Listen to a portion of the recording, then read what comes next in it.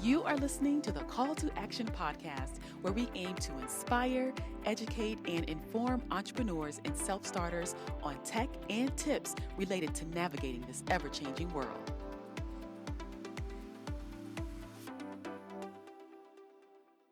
James J.C. Kelly is the author of Nemo's World, which is a part of the anthology 20,000 Leagues Remembered. He was born and raised in Southside Chicago and served 8 years in the U.S. Marine Corps, including tours in Afghanistan and Iraq after September 11.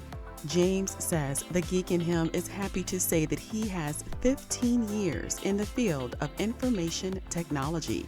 James J.C. Kelly has been writing stories since his young fingers learned how to hold a pencil, and tablets were fantasy devices unique to Star Trek: The Next Generation.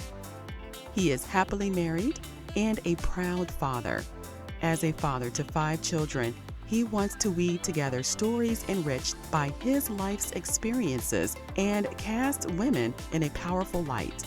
Doing so, he seeks to give his daughters and others, male or female, dynamic examples of heroines who changed the world.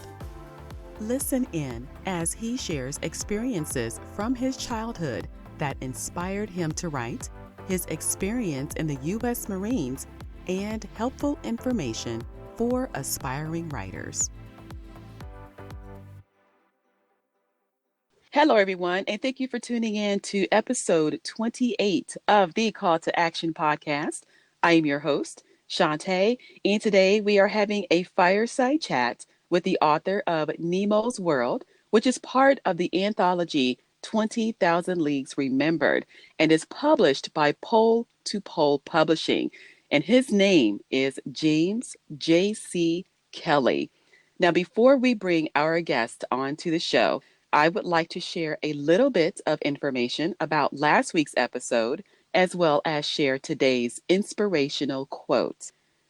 If you missed episode 27 of the Call to Action podcast, as always, it is a must listen.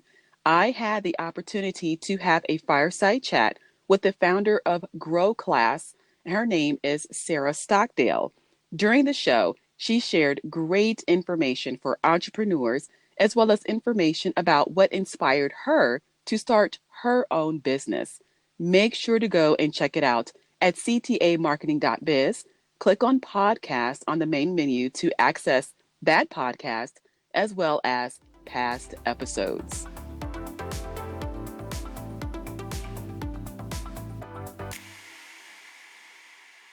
Here is today's inspirational quote for episode 28 of the Call to Action podcast.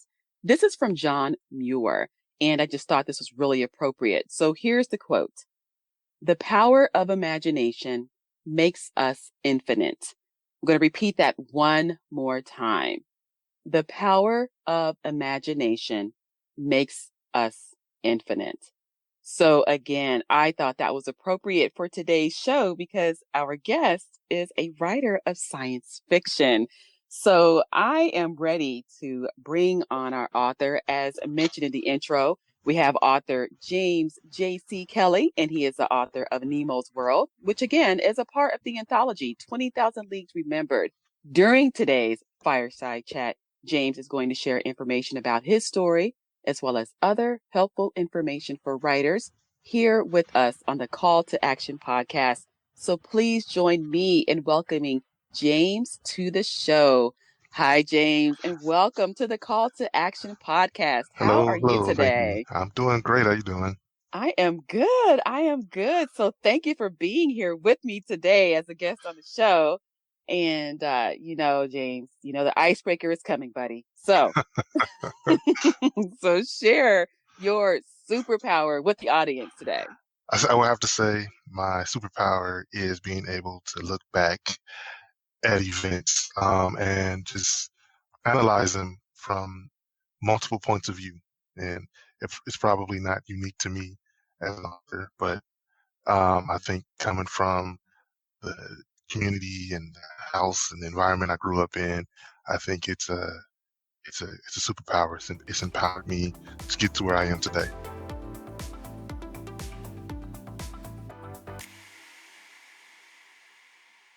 James, thank you again for sharing your superpower with us and that ability that you have to just look back and analyze situations. I think that's awesome. Yeah. And yes, and also, so now let's talk more about your writing and share with us, when did you know that you wanted to write? I think it was early on when I was a kid. I'm the youngest of 14, siblings, and so I was often left on my own to entertain myself because, my older brothers and sisters, there was a gap between us. And they would always tell stories about stuff that used to go on in the house, and particularly in the basement where their rooms were. And you would hear noises like doors closing and things like that. And me being a kid, I would not go investigate because if it's in the basement, I'm staying upstairs. But with the stories they would tell, I was like, man, I wish I had my own stories. And one day it just clicked that like I have this imagination from watching Muppet Babies. Like, yeah, I got imagination too. I can write this stuff down. And yeah, I think I'm telling my age when I said Muppet Babies came up. Right, you did. um, so I started writing. I started writing back then. Getting the thoughts that were in my head down on paper. So I think it's the house I grew up in, and my unique family situation. That is so cool. So wait, 14? You're the youngest of 14 Youngest of siblings? 14. Wow. Wow. Okay, so James, being the youngest of 14 children, did your older siblings in any way inspire or have anything to do with you becoming a writer? Well, yes, actually, my oldest brother, my name, the JC in my name is actually a tribute to him. His name was James Carlos Kelly. And if it weren't for him, actually, I probably wouldn't be a writer at all. Or, at least I wouldn't call myself a good writer. I'm not bad. I just don't want to sound, overconfident. But I wouldn't be writing. I don't think I would have been able to write any stories worth publishing if it weren't for him.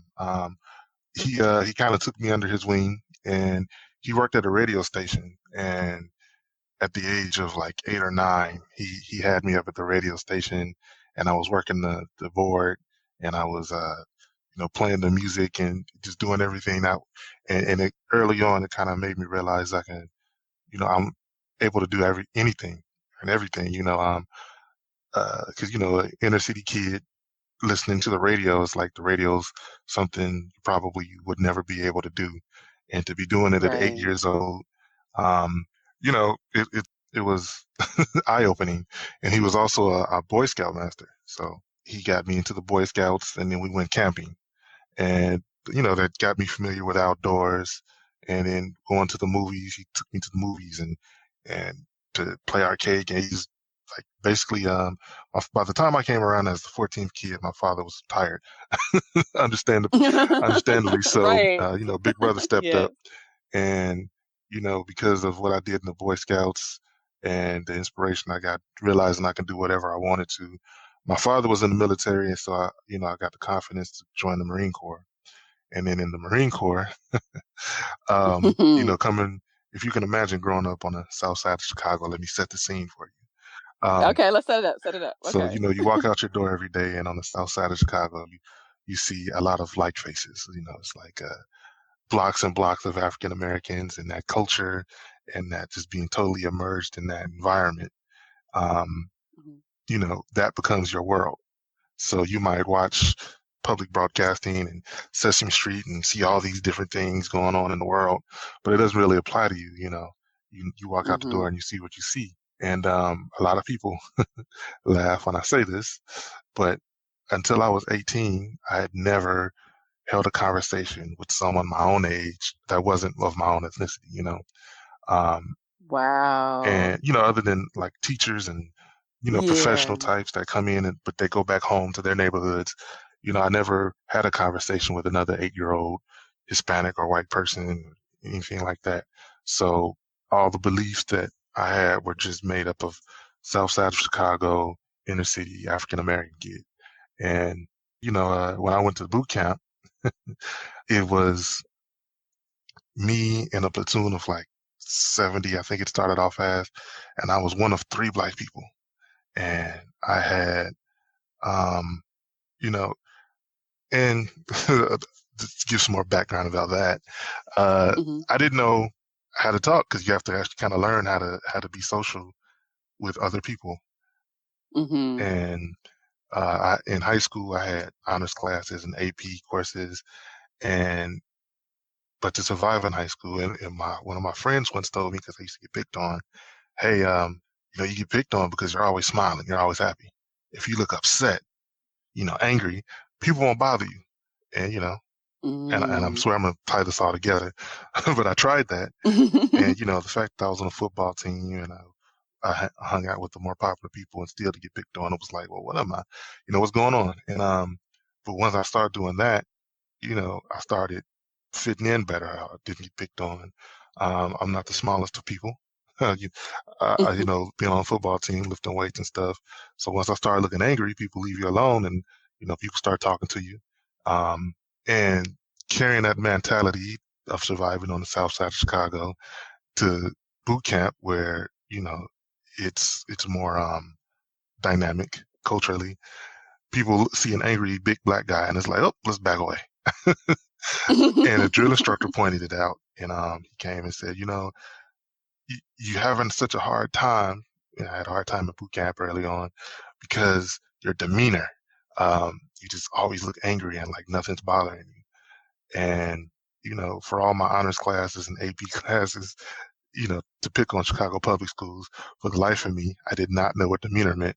Uh, Mm. and he must have saw the deer in the headlights look and said, okay, well, your body language. And so it didn't click till after I got out the military and I was talking again to my older brother, and he kind of broke it down and said that up until that point, you hadn't been exposed to everything and you were just thinking of how do you survive in the inner city, and but now you have a bigger world to look at. And that's when I really started looking back at everything from early on, from how I grew up to what I was exposed to, and the hardships I suffered trying to become a more diverse individual socially. So now I go to the South Side with a different set of eyes. I see that Mhm.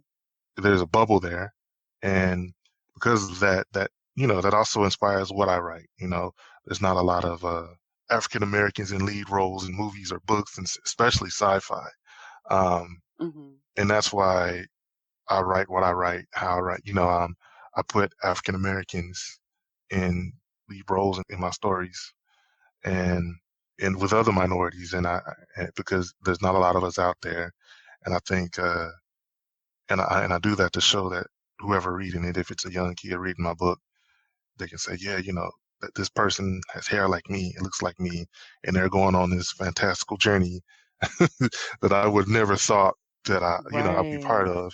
So I'm inspired by my brother, and just all that I've been through in life up to this point to write my stories the way I write them. I hope that answers your question. I hope I tied all that together. Yeah, that was interesting. Like, I'm just sitting here visualizing like you in Chicago and your childhood and growing up with a family of 14 and then seeing what you were seeing growing up and then going to the military. And I don't know if I told you this before, but I'm also a veteran. I was in the Air Force, so it's a little different than Marines. I got stories about Air Force people. I'm sure you do. Yeah, but thank you for your service too. Yeah, thank you. Thank you.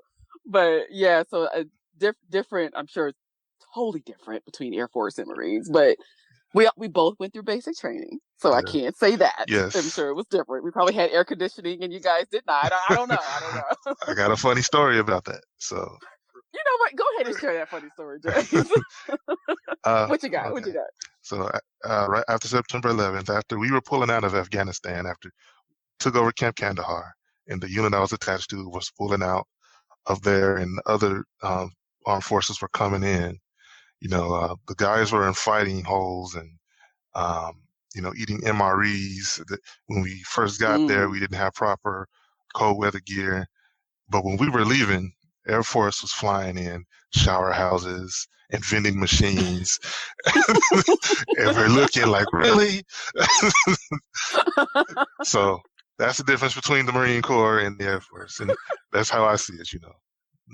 I'm going to agree with you. It probably was like that there. I'm not bitter or anything. Well, good. Well, I didn't go and fight the war in Afghanistan, but yeah. So I back to the whole basic training. Yes, we both experienced basic training. Right.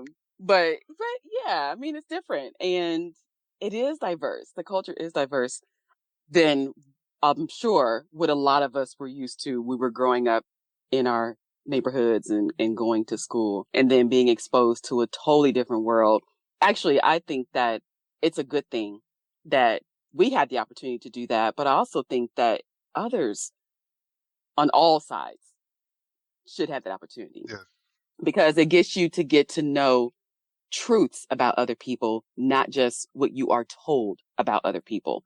So that's my opinion on, when you're in environments like that, when you're meeting new people from different places and sometimes depending on where you served in the military, I mean, you meet people from different countries. Different countries, Um, everything. Yeah. yeah, I think it just helps to make people more well-rounded and, expands just their mind and their horizons just overall. That's Yeah. my view on that. But yeah, yeah, As long as you're willing to look at, have an open mind about it. Yeah. yeah, definitely, definitely, definitely.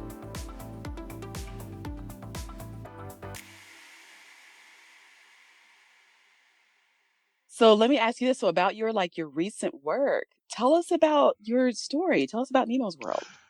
Well, Nemo's World is based off the book 20,000 Leagues Under the Sea. And in that original book, the captain Nemo, he was writing down his autobiography, and he said he wanted to put it in a capsule and send it out on the water, and wherever it ends up, and whoever reads about his story gets it. And so my story takes place in the present day, and Hmm. a trio of scientists stumble upon it, two women, Dr. Bernadetta Johnson and her daughter Olivia Johnson. They stumble upon it during a dig in East Africa, and they go to Mm. another colleague and say, "Hey, we found this," and it basically hints at things that Nemo found while he was traveling around the world, um, lands below the earth and visitors from above. So that's kind of it. Just picks up where Nemo's life story left off. Oh, that sounds interesting. That sounds very interesting. Yeah, Yes. yeah. Yes. All right, cool.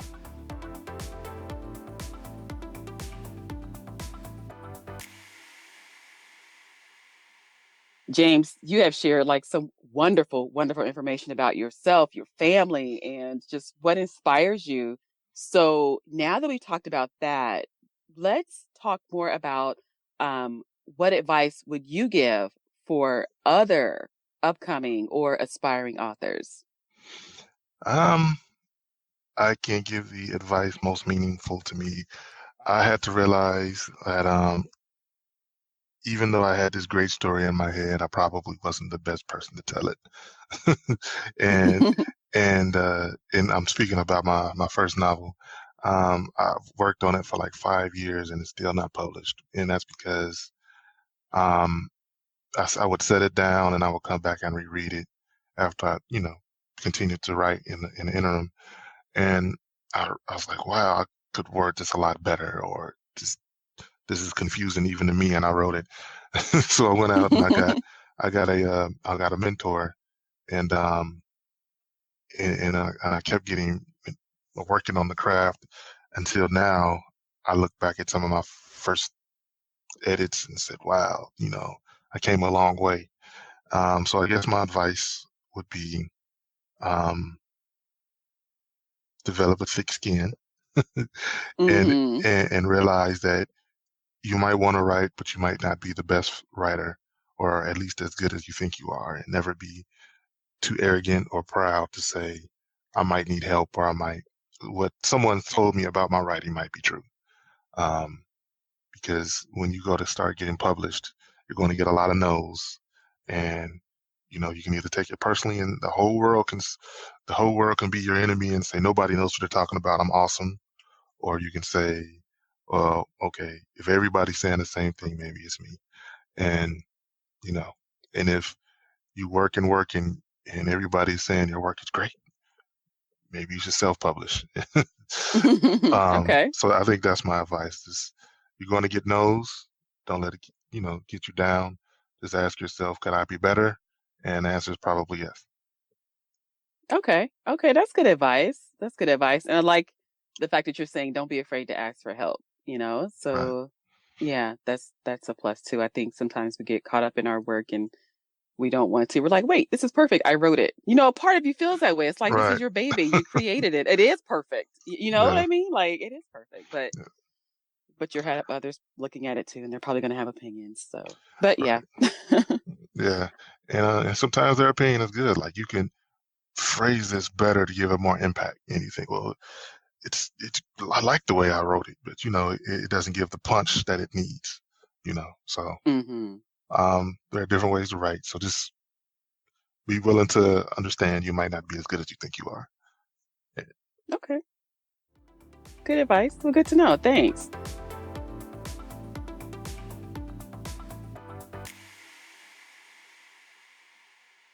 Mhm. So, one more question I have is about marketing your book. So, how do you market your book? Just share whatever you want to share about that so we can help the other writers. Well, social media. Um, I can't say enough about that. You put it on, Hmm. out on social media and build up your base. Like I went on a Twitter campaign to, get followers. So when I did finally got published, I put it out there and people would, be interested or at least be aware of it. That's free. Facebook, things like that, and podcasts. you know, so, so a lot of things like that. I haven't really went beyond that because this particular story is part of an anthology, and so this is my attempt to market it as much as possible without breaking the bank. And I do have one So, more bit of yeah. advice. Uh, Speaking of Sure. Twitter, there's a writing community, hashtag writing community on Twitter. That's how I met you, how we Oh, met. yes. And, there's a lot of other writers going through similar things. So if you find yourself in a rut, look up hashtag writing community on Twitter and, find the support you need. You'll find people who will help you out in your journey. Yeah, that's very good advice, James. Yes, that is how we met. And Yes. there's a lot of people on that writing community, and they're very supportive, very supportive. Actually, all the guests on my show have found me through Twitter Yeah. because of the writing community. Yeah. So yeah, all except for one, but no, that was good. Yeah. Yeah.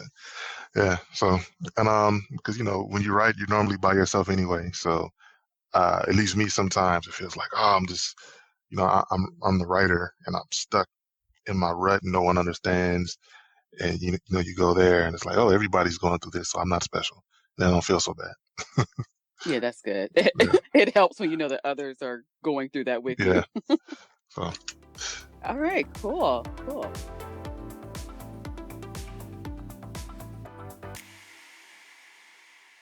So, James, can you share with the audience where they can find the book, 20,000 Leagues Remembered?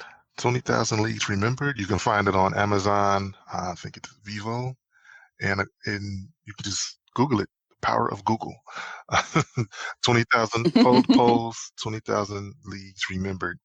You can also just Google my name, James J.C. Kelly, on Amazon, and it'll pop up somewhere in the listing, and you'll be able to find it that way. It's available on Kindle and a couple other platforms. Cool. Now, you mentioned social media. So, where can we find you on social media? On Twitter, I am at James J.C. Kelly. You can find me on Facebook, James J.C. Kelly. Not to be too redundant, but I hear that's a good thing with marketing.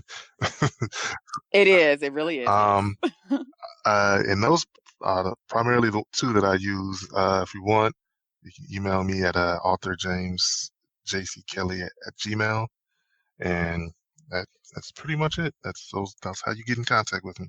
Great.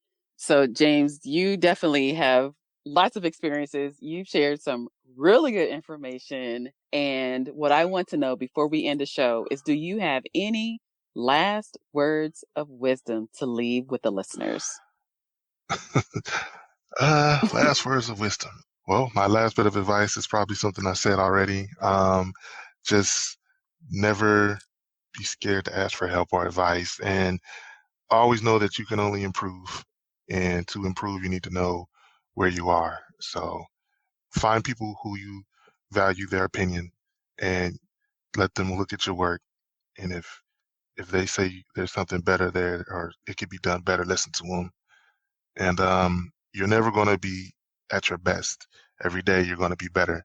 So if you're getting bad reviews now, or somebody doesn't like a story or doesn't like something you did, you can either ignore them or just say, how can I really get better? Or is what they're saying valid? If there's any inkling that you could be better, then it's probably true. So try to always make yourself better and don't be scared of criticism. Wow, thank you. That was good. That was very good. So I just want to thank you, James, for being a guest on the Call to Action podcast. I really enjoyed doing the show with you, and I hope that you enjoyed doing the fireside chat with me as It was fun. well. I was nervous at first, but I kind of, I got to talking. Well, that's good. Again, I appreciate you, and I do appreciate you being on the show with me and sharing your story. And for everyone else, I want to thank you all for listening and to remember that the power of imagination makes us infinite. Again, everyone, thanks for listening. Enjoy the show, enjoy the rest of your day, and until next time. Thank you for joining me on this episode of the Call to Action podcast. Make sure to visit me at ctamarketing.biz. There you can find articles for entrepreneurs and self-starters on tech and tips related to navigating this ever-changing world. Until next time.